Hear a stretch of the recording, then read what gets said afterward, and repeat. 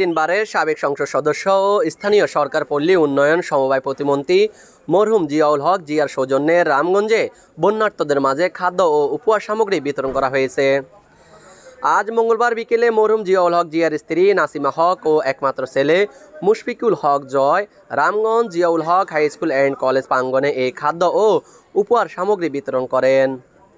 এই সময় মরহুম জিয়াউল হক জিয়ার আত্মার মাগফিরাত কামনা করে তার স্ত্রী নাসিমা হক জানান, আজ আমার স্বামী জিয়াউল হক জিয়া বেঁচে থাকলে আরও আগেই বন্যার্ত মানুষের পাশে দাঁড়াতেন। তার মনে প্রাণে ছিল রামগঞ্জের মানুষের প্রতি ভালোবাসা ও আন্তরিকতা।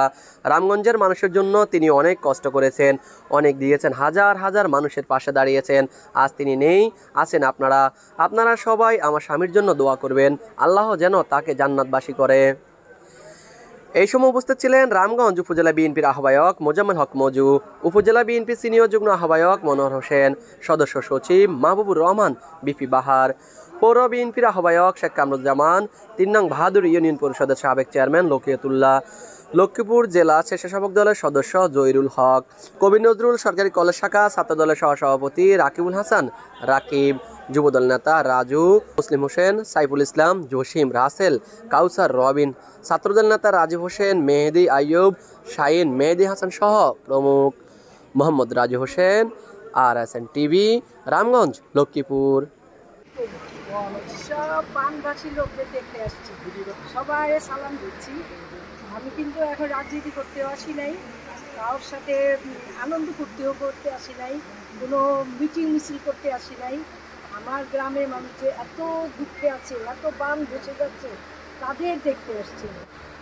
অল্প কিছু নিয়ে আসছি বানভাসী মানুষের জন্য। তাদের পাশে আমি সারাদিন থাকতে চাই, সারা জীবন থাকতে চাই। 40 বছর এই রামগঞ্জের মানুষের পাশে দাঁড়িয়েছিলাম, এখন আবার আসছি মানুষের বিপদ দেখার জন্য। তোমরা সবাই দোয়া করো, সবাই যেন ফিরত আসতে পারে আগের মতন সেই শক্তি নিয়ে। আলহামদুলিল্লাহ। তোমাদের আজকে জিয়াউল হক জিয়া যদি থাকতো, তোমাদের জন্য আরো অনেক কিছু করতে পারতো। উনি নাই, আমাদের কি করার আছে? আল্লাহ তারা হায় কতটুকুই রাখছিল, আমরা আর কিছু করার নেই। এখন তার জন্য তোমরা খালি দোয়া করো। সবাই ছোট ছোট, কিছু বড় আছে, কিন্তু সবাই আমার সমান, নাহলে সবাই ছোট। কেউ হয়তো দেখছো তাকে, কেউ হয়তো দেখো নেই, কিন্তু তারা শুনছো মা বাবার কাছে। তারা সবাই মিলে তার জন্য দোয়া করো, সে যেন আল্লাহর কাছে সুন্দর স্থান, সবচেয়ে বড় স্থান পায়। আল্লাহ যেন তাকে বেহেশতে নসিব করুক। আমিন। সবাই দোয়া করো, আমরাও দোয়া করি তোমাদের জন্য। তোমাদের দোয়াতে উনি বেহেশতে নসিব ইনশাআল্লাহ পাবেন। আর কিছু বলার নেই আমার, কি বলবো না।